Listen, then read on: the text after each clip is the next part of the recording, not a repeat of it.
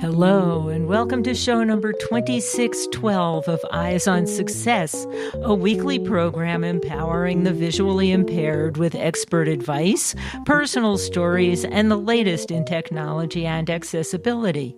I'm Nancy Torpey. And I'm Pete Torpey.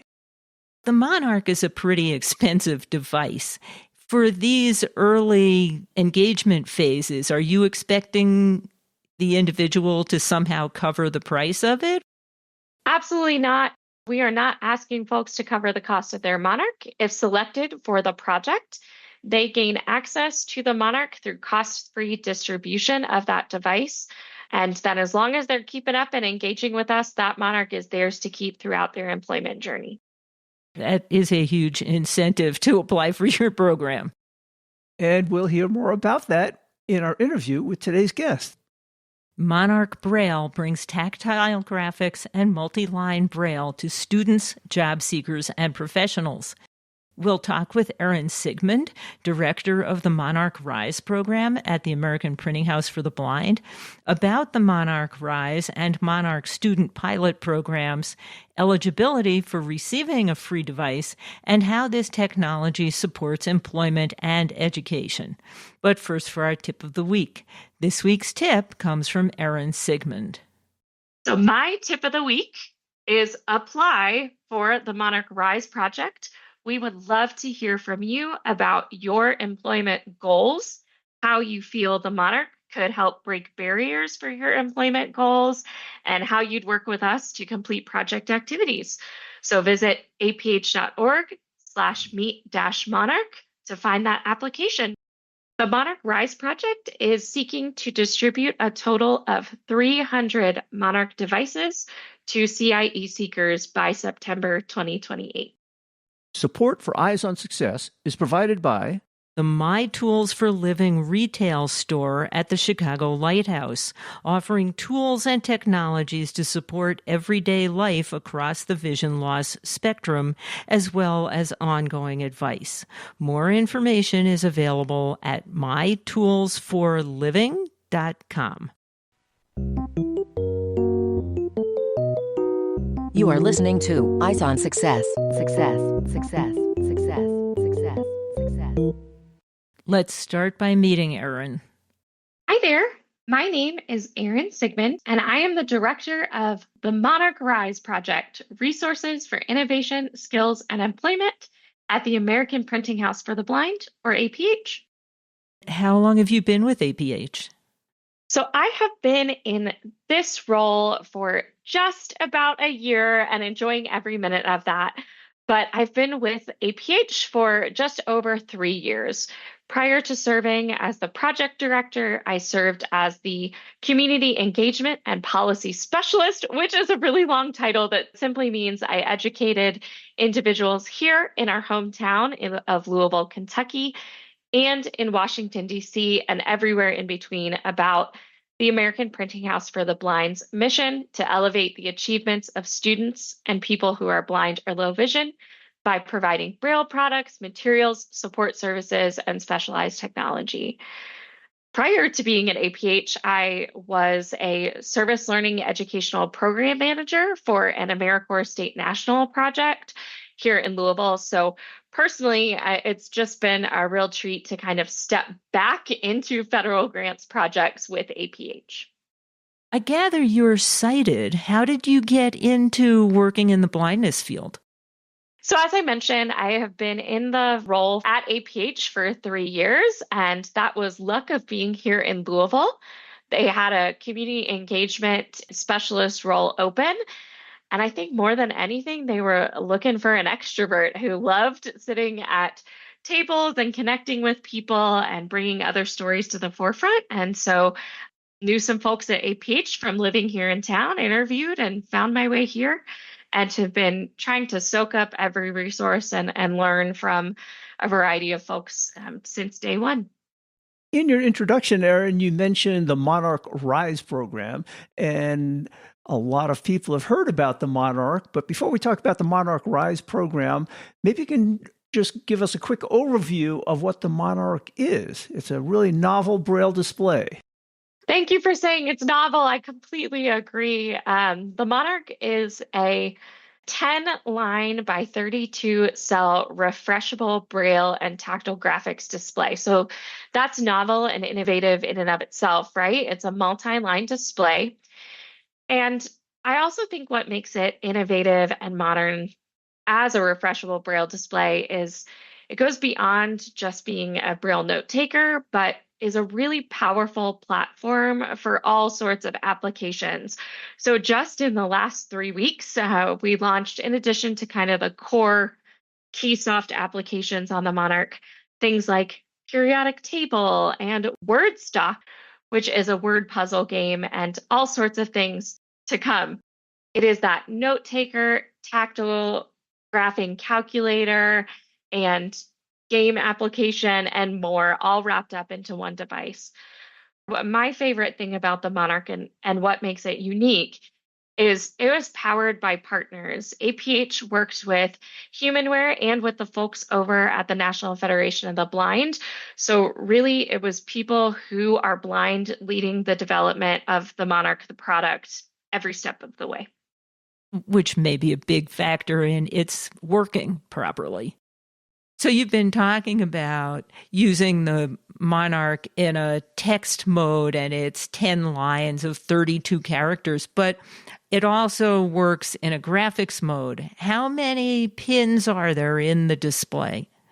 3,840 equidistant pins. The Monarch uses an array of equidistant pins to create both the Braille and the tactile graphics. As you mentioned before we started recording, the Monarch first came out sometime in 2024, and it's just over the past couple of years that there's been a lot of software developed for it to be able to do these special things like graphics, connect to our screen readers, etc. That wasn't possible fresh out of the starting block, but these applications and ventures with other developers have made all this possible. Tell us a little about that. Absolutely. So the Monarch is, as I mentioned, not just a Braille display and a platform. And that means that it is ever evolving. And we are working both in-house and with our partners at Humanware and NFB and more to put powerful applications onto the device. I think a helpful analogy that I think about is every so often your phone pings you and says, hey, we have some updates. Will you update your phone to get the latest bug fixes, but also exciting new applications that are built into the device itself? And the Monarch works quite similarly. When you open up the device, this happened to me a couple of weeks ago when we launched the version 1.4 update. It will tell you there's an update available, and then with a simple click of a button, it's going to implement all of those fixes, but also all of those new apps and features as well. And then we have single apps that roll out that you have to go into Key Updater and select if they interest you and update them, a little bit similar to jumping into an app store and selecting the apps that are most interesting to you. So for me, my boyfriend is a chemical engineering major in college. So I had a lot of fun as soon as periodic table launched, grabbing that periodic table, updating it to my device, and showing it off here on the Monarch display. Someone who is maybe using the Monarch for a different set of goals might not be so interested in the periodic table, but might be really interested in word stock or something like that. So it kind of bundles everything, the core pieces together, and also gives you the flexibility to customize the device to whatever your goals and needs are. And that is really wonderful that this piece of hardware can continually be evolving and responding to user needs.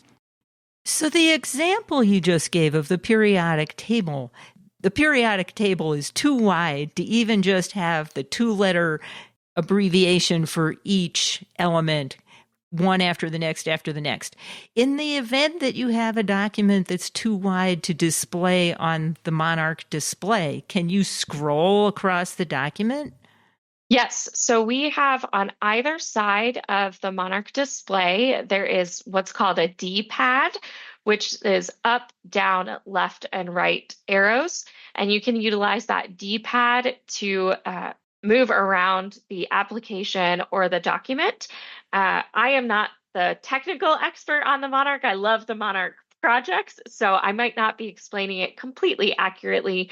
But in other modes, especially working in documents, the Monarch is also going to work intelligently to wrap that text down to the next line. So really in documents, you're never having to scroll left or right. It's wrapping down to that next line. So you're utilizing your up and down arrows to scroll through that document. That's very handy. Yes.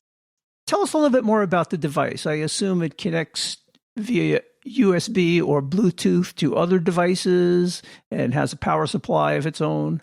Yes, it has a power supply of its own. It's battery charged.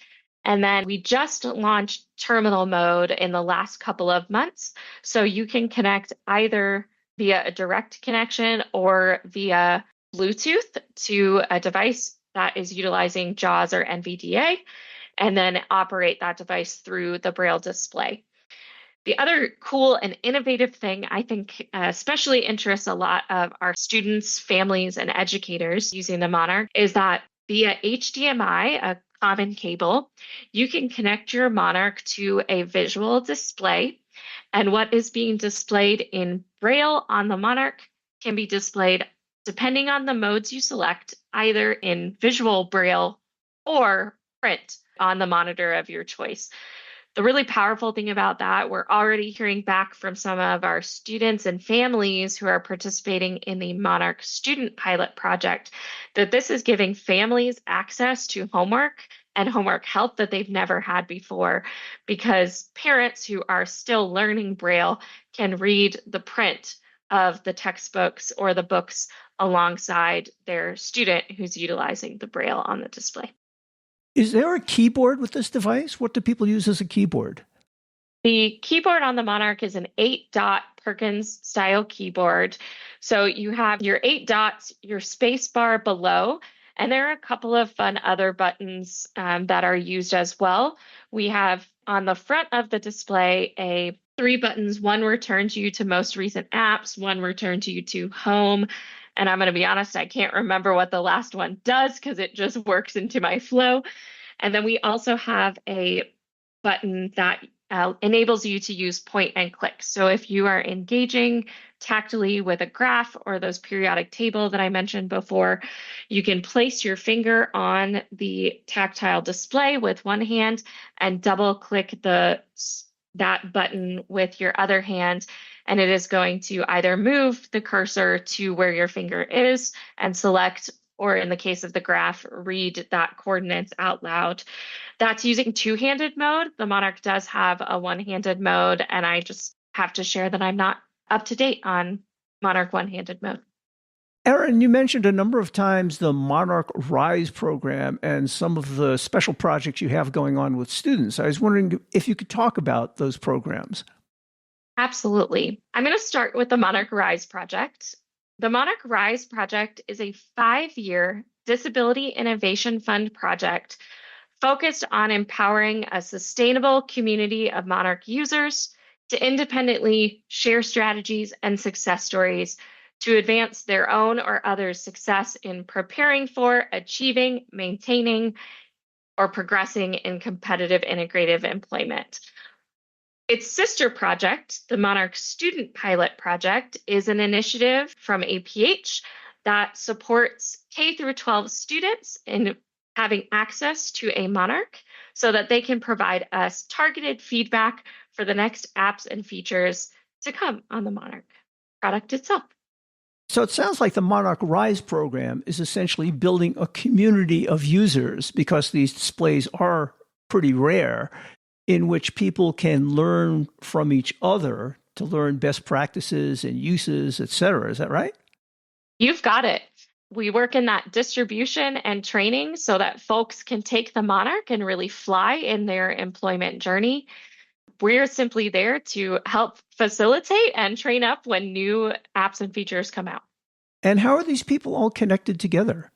Do they meet up via Zoom, or do you hold regular get-togethers of these groups?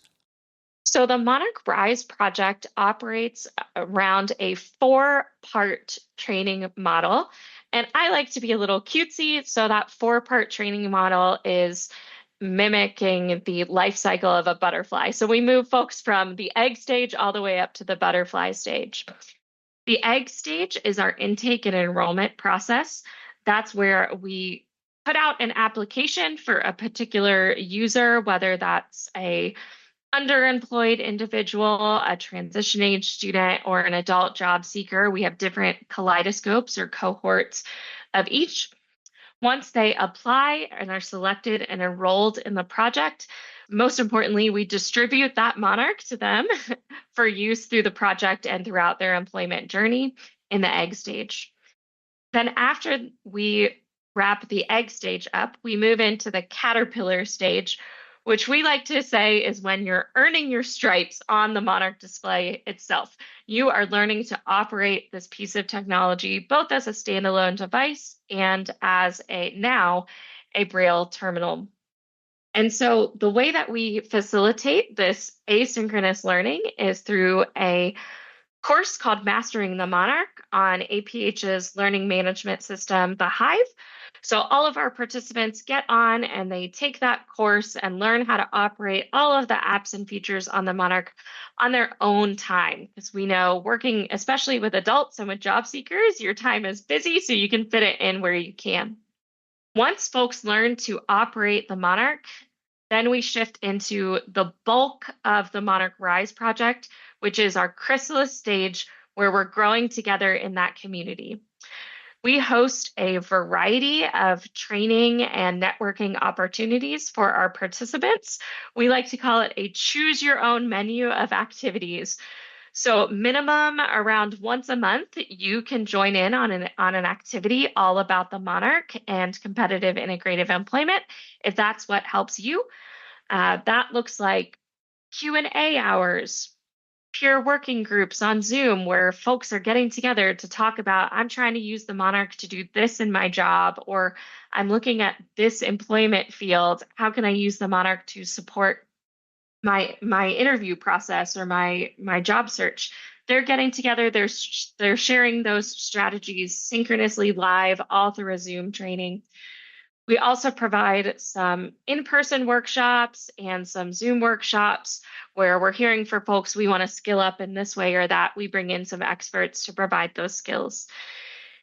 After folks are kind of getting comfortable in the community, they can live in that chrysalis space for as long as what suits them. And then finally, that last stage is the butterfly stage where we're saying you're flying strong in the Monarch and your competitive integrative employment journey.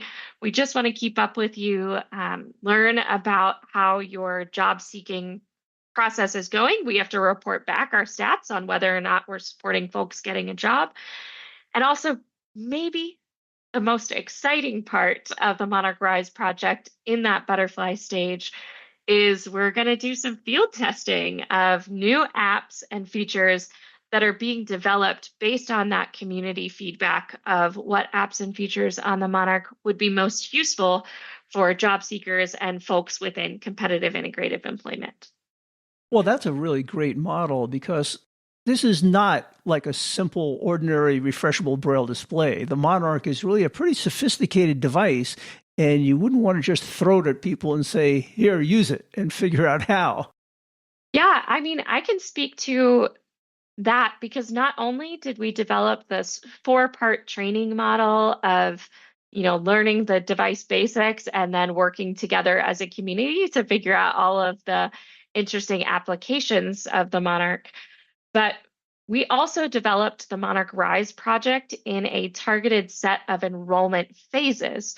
So we are just now about a year into phase 1, which was our pilot project with services providers. So AT trainers, TVIs, VR counselors, higher education professionals. and individuals who are competitively employed and who are blind, low vision, or have visual impairments who will serve as mentors for future phases. So as we were building the project, it's a new project for APH, also a new project for the Disability Innovation Fund. This is the very first year that they had offered nonprofits the ability to apply and receive the grant. So as we were learning, we said, we'll start with the trainers. They'll help us work out all of the things we need to improve for our next project phases. Our next project phases are for our job seekers, and applications will launch mid-March and close mid-April. So go to aph.org to access that application information. And we'll have 2 more phases of job seekers coming up in the spring and then later in 2026 or 2027. And who is eligible to receive these devices and start working with them? With the Monarch RISE project, we have basic eligibility requirements and then additional eligibility requirements based on the phase that we're in. I can talk about the umbrella requirements. So to participate in the Monarch RISE project, you need to be an individual who is blind, deafblind, or have another visual impairment, and be willing and able to provide verification of disability from a qualified educational, vocational, or medical professional during the intake process if you are selected. You also must be able to read and write in Braille and have experience using a refreshable Braille display. But I'll pause there to say that beginner through advanced experience is welcome, because we know many folks, they might feel like they're a beginner because maybe they had some experience with a display while they were in school, but they lost that access as they were an adult. We want to get Monarchs into the hands of individuals to keep them learning in their journey. You also must be eligible to work in the United States or its territories and seeking competitive integrative employment by September 2028. And you need to not be enrolled in another Disability Innovation Fund project because we can't double dip. Those are our overall project requirements. And then we like to target our cohorts to smaller subsets of individuals who have common experiences. So our next cohort coming up, that is our college, early career, and underemployed kaleidoscope. Kaleidoscope is just the fun word we use for cohort. It's a group of monarch butterflies.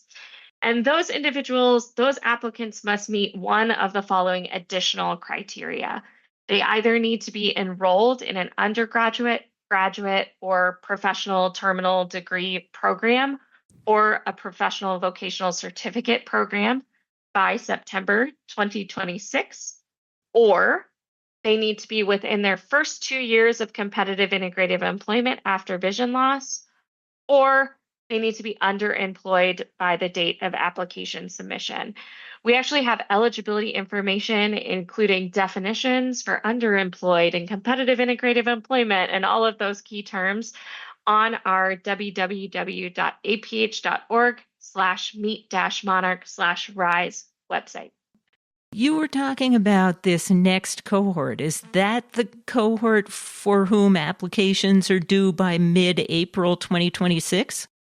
Yes, that is this next cohort, college, early career, and underemployed. If that sounds like you and you're interested, please apply by mid-April. The Monarch is a pretty expensive device.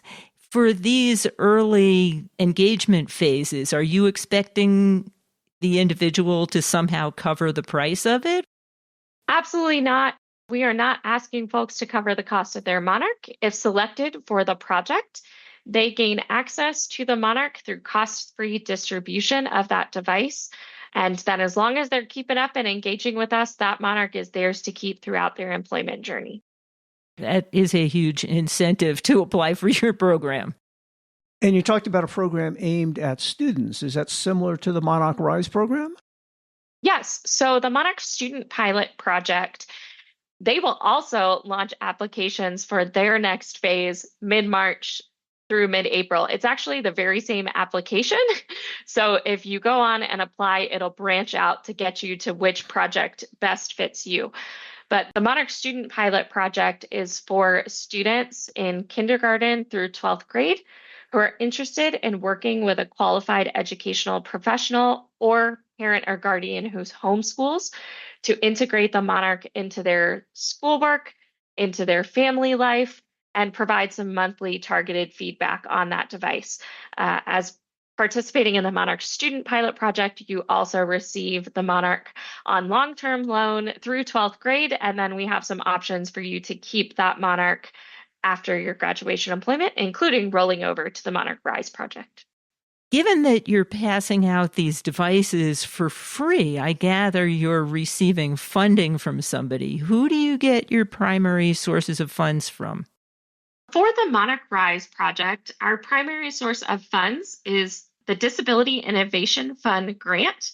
Our award number is H421 F240052 from the U.S. Department of Education Rehabilitation Services Administration. The department does not mandate or prescribe practices, models, or other activities described or discussed in this podcast. The contents of this podcast may contain examples of, adaptations of, and links to resources created and maintained by another public or private organization. The department does not control or guarantee the accuracy, relevance, timeliness, or completeness of this outside information. The content of this podcast does not necessarily represent the policy of the department, and this podcast is not intended to represent the views or policy of or be an endorsement of any views expressed or materials provided by any federal agency. So I know you've been telling people throughout this discussion how they can find out a little bit more about the Monarch and Monarch RISE and Monarch student projects, but just to get it all concisely in one place, where would you tell people to start to learn about this? To learn about the Monarch and Monarch projects, visit www.aph.org/meet-monarch. And if somebody has a question that they want to ask, how would they do that? If you have a question about the Monarch RISE project, you can reach me and my team at RISE, R-I-S-E, at aph.org.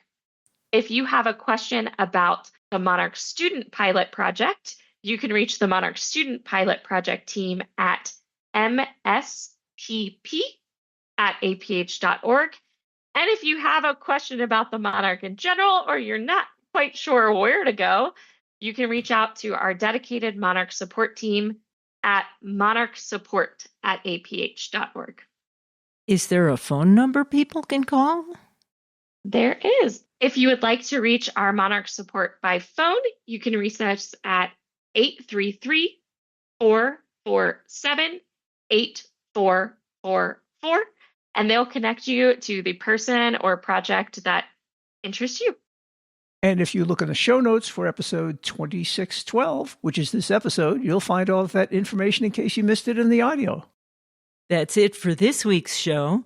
Next week on Eyes on Success, we will continue talking about the Monarch Braille display, except this time we'll be speaking with Scott Davert, who you may know from AppleVis, who is a day-to-day user of the Monarch Braille display at work and at home, and he will talk about his experiences using the device, participating in the RISE program, and ongoing development work. You've been listening to Eyes on Success, available wherever you get your podcasts. For show notes, resources, and more information, visit our website at eyesonsuccess.net. Thank you for being part of our community. Until next time, I'm Peter Torpey. And I'm Nancy Goodman Torpey. Thank you for listening.